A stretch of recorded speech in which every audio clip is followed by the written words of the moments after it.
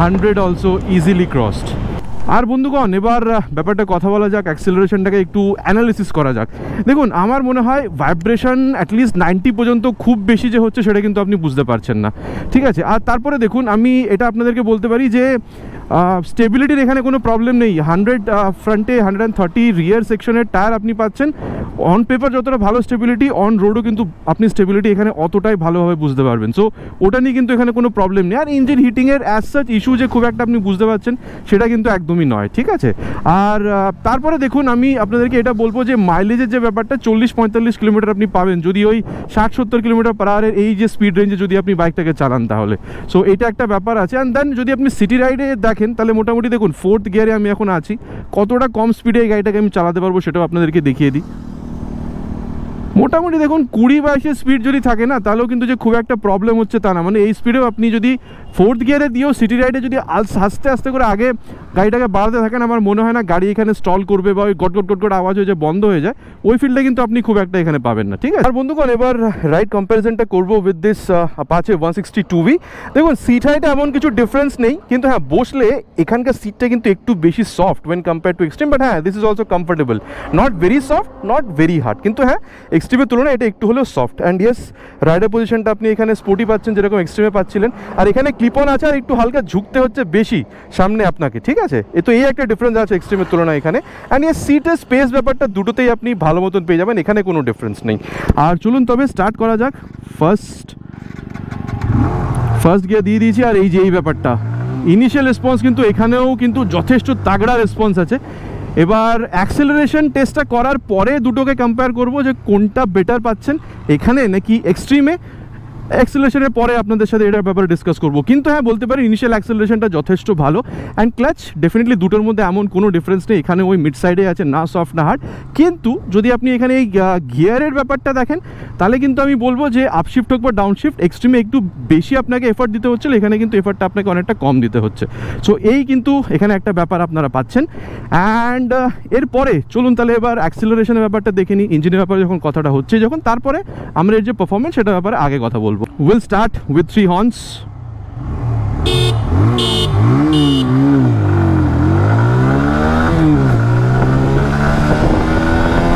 60 done. Let's aim for 100 now.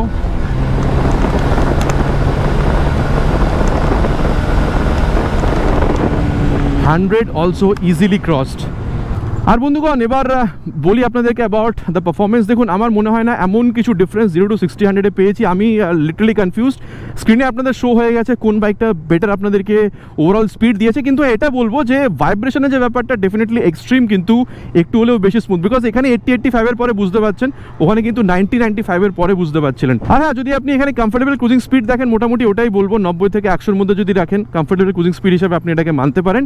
আর দেখুন, এমন কিছু মানে বলতে পারেন যে স্টেবিলিটির এখানে কোনো প্রবলেম হয়নি, কিন্তু ইয়েস বিকজ এক্সট্রিমে আপনি ওখানে একটু মোটা টায়ার পাচ্ছেন, তো ডেফিনেটলি আপনার ওখানে ওই জিনিসটা, ওই স্টেবিলিটি ব্যাপারটা যদি ডাইভার্স কন্ডিশন থাকে তাহলে ওখানে আপনি বেটার পাবেন। কিন্তু নর্মাল সিচুয়েশনসে বলতে পারেন স্টেবিলিটি দুটোর মধ্যে এমন কিছু যে তফাৎ সেটা আপনি বুঝতে পারবেন না। আর তারপরে ইঞ্জিন হিটিং এমন কিছু আপনি এখানে বুঝতে পারবেন না, ঠিক আছে। আর মাইলেজও মোটামুটি যদি আপনি আরবান বা রেড মোডে দিয়ে চালান, এখানেও মোটামুটি ওই 40-45 পর্যন্ত আপনারা পেয়ে যাবেন, সেটা নিয়ে কোনো কথা হবে না। আর দেখুন, তারপরে আমি যেটা বলবো যে সিটি রাইড যদি আপনি করেন, কত আপনি এখানে ধরুন আপনি 4th গিয়ারে আছেন, মিনিমাম কত স্পিডে দিয়ে এটাকে চালাতে পারবেন। এই দেখুন, এখানে মোটামুটি 4th গিয়ারে আছি, মোটামুটি এই যে আপনাকে অলরেডি জিটিটি আমি এখনই দেখাবো, ঠিক আছে। কিন্তু তাও দেখুন 4th গিয়ারে দিয়ে মোটামুটি আপনি এখানে কিন্তু 20-21 স্পিড এখানে ক্রুজ করতে পারছেন। আচ্ছা, এইবার এক্ষুনি যেটা বললাম যে সিটি রাইডে আপনি আছেন, ধরুন আপনি 3rd গিয়ারে আছেন বা 2nd গিয়ারে আছেন, ঠিক আছে। এই যে আপনি ক্লাচ থ্রটলটা ছেড়ে দিলেন, এবার দেখুন গাড়ি কিন্তু আপনি এই যে 12-11 করতে করতে আস্তে আস্তে কিন্তু আগে যাবে। এবার মনে করুন আপনি 4th গিয়ারে আছেন, এই যে ক্লাচ থ্রটল ছেড়ে দিলেন, এবার কিন্তু আবার দেখুন গাড়ি আস্তে আস্তে 20-21 স্পিড নিচে আগে মানে বলতে পারেন যে রান করছে। এই জিনিসটা কিন্তু আপনি এক্সট্রিমে পাবেন না। হ্যাঁ পাবেন, কিন্তু এত স্মুথলি ইউজ করতে পারবেন না। এখানে কিন্তু ইঞ্জিন স্টলিং আর মাইলেজ দুটোই কিন্তু আপনি মেনটেন করতে পারছেন with the help of this GTT, glide through traffic technology, যেটা কিন্তু এক্সট্রিমে ডিরেক্টলি কিন্তু কোম্পানি ওখানে এরকম কোনো টেকনোলজি কিন্তু ক্লেম করছে না। আর এবার যখন আপনি এর ব্রেকটা টেস্ট করছেন না, এটাকে মোটামুটি নিয়ে যায় 60 পর্যন্ত, অ্যান্ড 61-এ ফ্রন্ট ব্রেক। দেখুন আমি বলবো এই যে ব্রেক লিভারটা is on the mid side, not soft not hard. So যতটা আপনি পুল করবেন, যত বেশি পুল করবেন তত ভালো রেসপন্স পাবেন। আর ইয়েস এখানে কিন্তু 276 mm যে পেডেল ডিসটা আছে ভালো ব্রেক রেসপন্স দিচ্ছে। অ্যান্ড দেখুন ঝপ করে দাঁড় করিয়ে দেয়নি, কিন্তু ঠিকঠাক দাঁড় করিয়েছে। আর এবিএস এর ইন্ট্রুশনটা এখনও আমি বুঝতে পারিনি, কিন্তু আগে যখন আমি এটাকে চালিয়ে এখানে নিয়ে এসেছি তখন কিন্তু এবিএস এর ইন্ট্রুশনটা আমি ভালোই বুঝতে পেরেছি। সো ফ্রন্ট ব্রেকের যে রেসপন্স সেটা কিন্তু মোটামুটি বলতে পারেন ভালোই, আর আগের মতনই, খুব একটা চেঞ্জ এখানে হয়নি। অ্যান্ড দেন রিয়ারের যে ব্রেকটা আছে ওটাকেও টেস্ট করবো। মোটামুটি এই 50, 55, 60 নিয়ে চলে গেছে, এই যে 60 পেছনে দেখে ব্রেক করেছি। আর হ্যাঁ এখানে 130 mm ড্রাম ব্রেক, এটাই তো মেন চেঞ্জ হয়েছে। আর এমন কিছু কিন্তু ফেসলাচ্ছে না, যেটা আগে ডিস্ক পেতেন এখন চেঞ্জ হয়েছে এবার যে ফেসলাচ্ছে এরকম কিন্তু নয়। কিন্তু হ্যাঁ দেখুন ড্রাম হোক বা ডিস্ক ফেসলাতে পারে, বিকজ এবিএস তো নেই রিয়ার টায়ারে, ফ্রন্ট টায়ার এবিএস আছে। এটার থেকে বাঁচার জন্য কি করবেন, রিয়ারের সাথে সাথে ফ্রন্ট ব্রেকটাকে অ্যাপ্লাই করবেন। এটাও আপনাদেরকে করে দেখিয়ে দিই চলুন। মোটামুটি ওই স্পিডে নিয়ে যায় 60 পর্যন্ত, and then rear with front brake, এই যে হ্যাঁ এটা বলতে হবে মোটামুটি এই 60, 70, 75 এই স্পিডে যদি আপনি এই যে টাইপ অফ ব্রেকিংটা অ্যাপ্লাই করেন আমার মনে হয় বেস্ট ব্রেকিং পাবেন। হ্যাঁ 90-এর ওপরে গেলে কী হবে জানি না, 100-এর উপরে, কিন্তু 60, 70, 80 পর্যন্ত আমার মনে হয় এই ব্রেকিং টেকনিকটা যথেষ্ট ভালো কাজ করছে আর ভালো ব্রেক রেসপন্সও আপনাদের দিচ্ছে। আর বন্ধুগণ এবার এটার যে ব্রেক সেটাকেও আমরা টেস্ট করে দেখবো চলুন। তবে এটাকে 60 পর্যন্ত নিয়ে যাওয়া যাক। অ্যান্ড ফ্রন্ট ব্রেক, পেছনে কেউ ছিল না, লাইনের ওইদিকেই ছিল, ওই জন্য ব্রেকটা করেছি। বাট ইয়েস মানে বলতে পারেন যে যথেষ্ট ভালো ব্রেকিং আপনারা এখানে পাচ্ছেন। অ্যান্ড এমন কিছু ডিফারেন্স কিন্তু আমি বলবো না, ওখানে 276 এখানে 270। অ্যান্ড ইয়েস এই যে ব্রেক লিভারটা এটাও কিন্তু মিড সাইড, যত বেশি পুল করছেন তত ভালো রেসপন্স আপনি পাচ্ছেন। এখানে কোনো রকমের কোনো ডিফারেন্স আমি খুব একটা বুঝতে পারলাম না ওয়েন কম্পেয়ার টু এক্সট্রিম। এবার চলুন যে রিয়ার ব্রেকটা সেটাকেও আমরা টেস্ট করে দেখি। ওই মোটামুটি নিয়ে যাবো 50, 55 পর্যন্ত। ইয়েস 55-তে নিয়ে গেলাম। দেখুন এখানে ডিস্ক আছে, সো একটু বেটার রেসপন্স তো আমি পাচ্ছি। কিন্তু হ্যাঁ আগেন বলবো প্রোগ্রেসিভই, এমন খুব একদম ব্রেক প্রেস করতে দাঁড়িয়ে যাচ্ছে সেরকম কিন্তু নয়, ঠিক আছে। দেন এটা হয়ে গেল ব্রেকটা, রিয়ার ব্রেকটা একটু better when compare to Xtreme. কিন্তু হ্যাঁ যদি বলেন যে এর যে বেস মডেল সেটার সাথে যদি এক্সট্রিমকে কম্পেয়ার করেন তাহলে কিন্তু আবার দুটোর মধ্যে এমন কিছু তফাৎ কিন্তু আপনি এখানে বুঝতে পারবেন না। সো এই একটা ব্যাপার ছিল। এবার রিয়ারের সাথে সাথে ফ্রন্ট ব্রেকটা, বিকজ এবিএস তো রিয়ারে নেই, এটাকেও টেস্ট করে দেখা যাক যেরকম এক্সট্রিমে করেছিলাম। এই যে রিয়ারের সাথে সাথে ফ্রন্ট ব্রেক 62-তে। দেখুন বন্ধুগণ আমি স্ট্রেট আপনাদের বলতে পারি এমন কিছু ব্রেকিংয়ের আপনি এখানে কিন্তু ডিফারেন্স বুঝতে পারবেন না ওয়েন কম্পেয়ার টু এক্সট্রিম, ঠিক আছে। সো যেটা ছিল ক্লিয়ারলি আপনাদেরকে আমি এখানে বলে দিয়েছি, কোনো ডিফারেন্স খুব বেশি নেই when compare to Xtreme with this Apache 162V। এবার দেখুন ওভারঅল ফিলের ব্যাপারটা যদি বলি, এরকম আমি যখন করছি বাইকটা কিন্তু কথা শুনছে, 139.5 কিলোগ্রাম ওয়েট, খুব একটা বোঝাও যাচ্ছে না, কন্ট্রোলে বাইকটা আছে। অ্যান্ড ইয়েস রিয়ার ভিউ মিররটা যদি আরেকটু বেটার হতো ভালো হতো, এখনও ঠিক আছে কিন্তু যদি আরেকটু বেরোনো থাকতো তাহলে হয়তো ভিউটা আরও বেটার পেতাম। অ্যান্ড দেন দেখুন সাসপেনশনের যে ব্যাপারটা সেটা যদি দেখেন ফ্রন্ট হোক বা রিয়ার, আমি বলবো ওই মিড সাইডে সেট করা হয়েছে। বিকজ আমি আপনাদের অলরেডি বলেছি ওই যখন আপনি কর্নারিং করছেন ভালো রেসপন্স আছে, স্ট্রেট লাইন স্টেবিলিটি ভালো, হাই স্পিড স্টেবিলিটি ভালো, অলরেডি বলেছি আপনাদেরকে অ্যাক্সেলারেশনের টাইমে।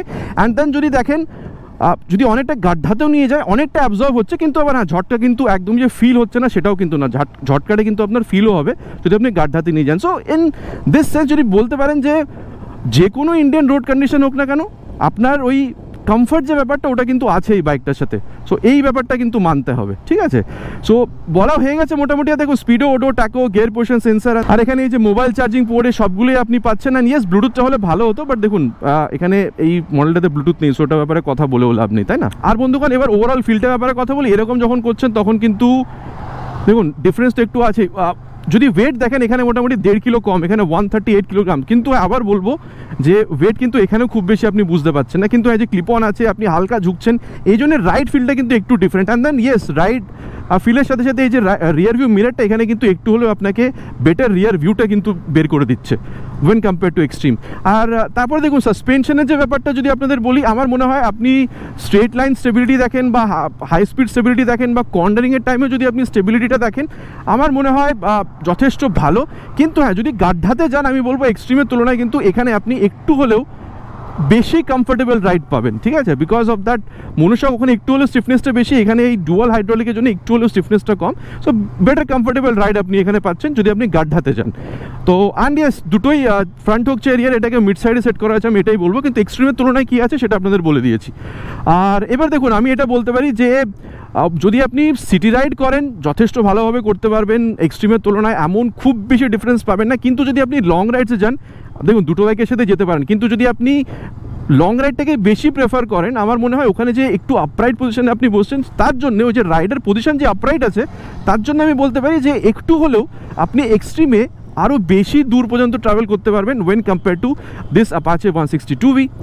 মোটামুটি বলে দিয়েছি বন্ধুগণ এক্সট্রিমে কী আছে, এই বাইকে কী আছে। চলুন তাহলে এবার যাওয়া যাক কনক্লুশনে, একটা বলতে পারেন যে একটা ডিসিশন ড্র করা যাক যে কোন বাইকটা আপনার জন্য ঠিক হবে, অ্যাপাচে নাকি এক্সট্রিম। বন্ধুগণ এবার কনক্লুশনের ব্যাপারটা কথা বলা যাক, কোন বাইকটা কিনে আপনাদের জন্য ঠিক হবে। দেখুন আমি এটা বলতে পারি যে প্রাইস যদি আপনাদেরকে অ্যালাউ করে মোটামুটি 1,35,000 থেকে 1,40,000-এর মধ্যে যেতে, হিরোর প্রতি যদি আপনাদের এখানে ভরসা হয়ে থাকে, এমন একটা বাইক চাই, ঠিক আছে, যেখানে আপনি অ্যাক্সেলারেশন ভালো পাচ্ছেন, ব্রেকিং ঠিকঠাক। অ্যান্ড ইয়েস, অনেক লোক এরকম আছে যারা চান যে পেছনের ব্রেকিংটা ড্রাম হবে। সো এই কন্ডিশনগুলোতে কিন্তু এই বাইকটা অনেকটাই ভালো, অ্যাক্সেলারেশন যথেষ্ট ভালো, রাইড পজিশনটা অনেকটা ভালো, লং রাইডের জন্য বেশি আপনাকে এটা হেল্প করবে।